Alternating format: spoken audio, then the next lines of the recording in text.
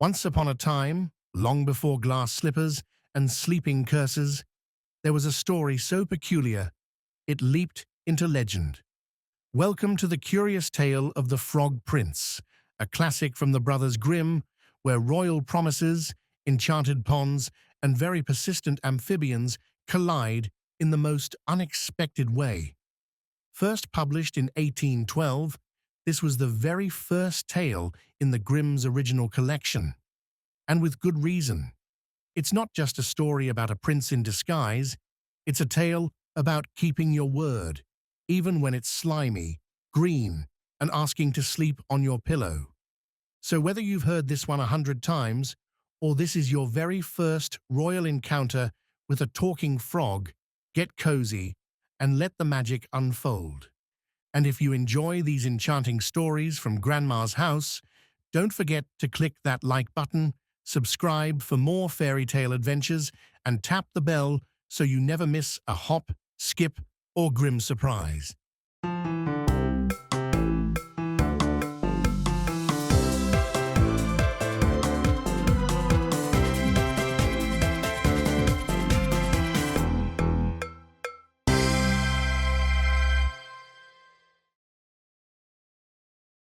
In the old times, when it was still of some use to wish for the thing one wanted, there lived a king whose daughters were all handsome, but the youngest was so beautiful that the sun himself, who has seen so much, wondered each time he shone over her because of her beauty. Near the royal castle, there was a great dark wood, and in the wood, under an old linden tree, was a well. And when the day was hot, the king's daughter used to go forth into the wood and sit by the brink of the cool well, and if the time seemed long, she would take out a golden ball and throw it up and catch it again, and this was her favorite pastime.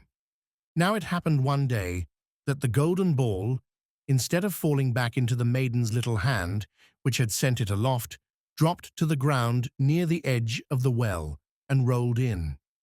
The king's daughter followed it with her eyes as it sank, but the well was deep, so deep that the bottom could not be seen. Then she began to weep, and she wept and wept as if she could never be comforted. And in the midst of her weeping, she heard a voice saying to her, "What ails thee, king's daughter? Thy tears would melt a heart of stone." And when she looked to see where the voice came from, there was nothing but a frog, stretching his thick, ugly head out of the water. "Oh, is it you, old waddler?" said she. "I weep because my golden ball has fallen into the well." "Never mind. Do not weep," answered the frog. "I can help you, but what will you give me if I fetch up your ball again?" "Whatever you like, dear frog," said she. "Any of my clothes, my pearls and jewels, or even the golden crown that I wear."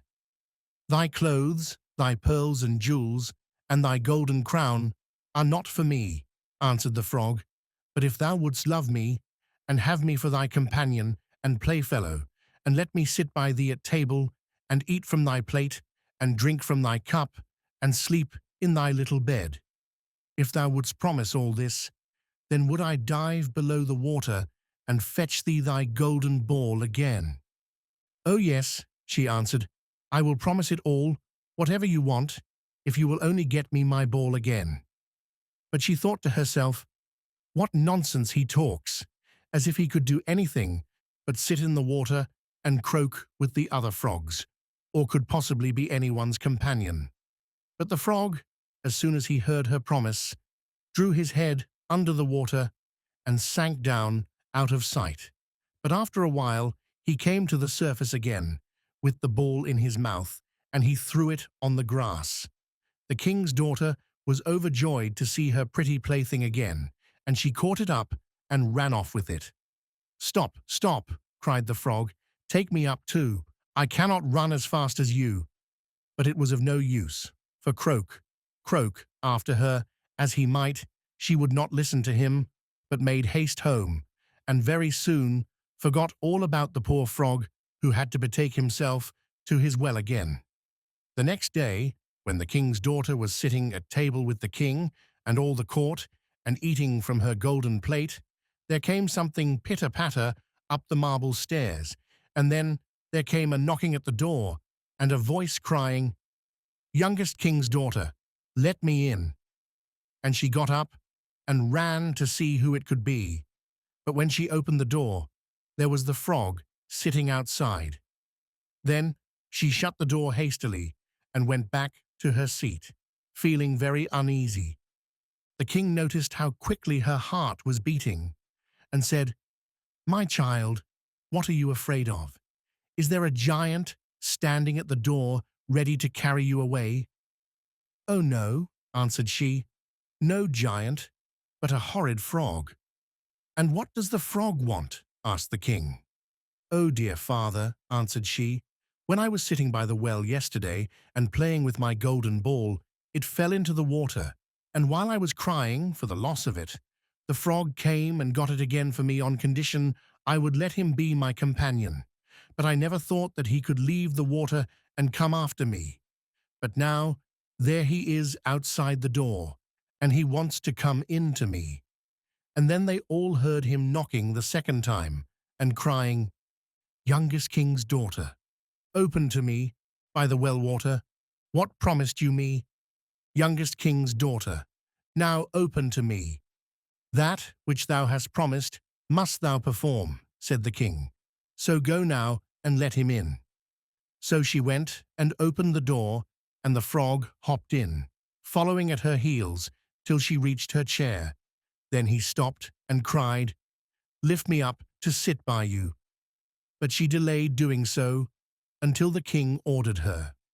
When once the frog was on the chair, he wanted to get on the table, and there he sat and said, "Now push your golden plate a little nearer, so that we may eat together."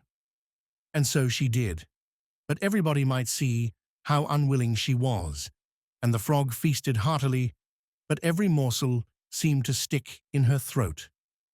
"I have had enough now," said the frog at last, "and as I am tired, you must carry me to your room, and make ready your silken bed, and we will lie down and go to sleep." Then the king's daughter began to weep, and was afraid of the cold frog, that nothing would satisfy him, but he must sleep in her pretty, clean bed. Now the king grew angry with her, saying, "That which thou hast promised in thy time of necessity must thou now perform." So she picked up the frog with her finger and thumb, carried him upstairs, and put him in a corner. And when she had lain down to sleep, he came creeping up, saying, "I am tired, and want sleep as much as you. Take me up, or I will tell your father." Then she felt beside herself with rage, and picking him up, she threw him with all her strength against the wall, crying, "Now will you be quiet, you horrid frog?" But as he fell, he ceased to be a frog, and became all at once a prince, with beautiful kind eyes.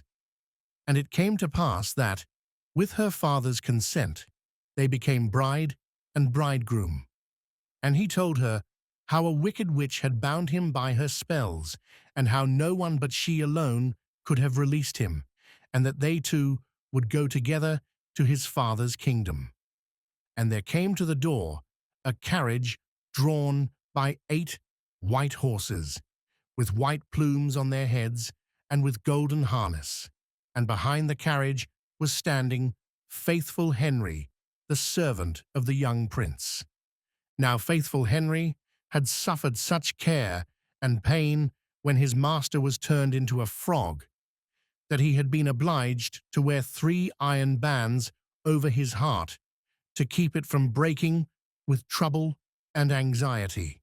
When the carriage started to take the prince to his kingdom, and faithful Henry had helped them both in, he got up behind and was full of joy at his master's deliverance.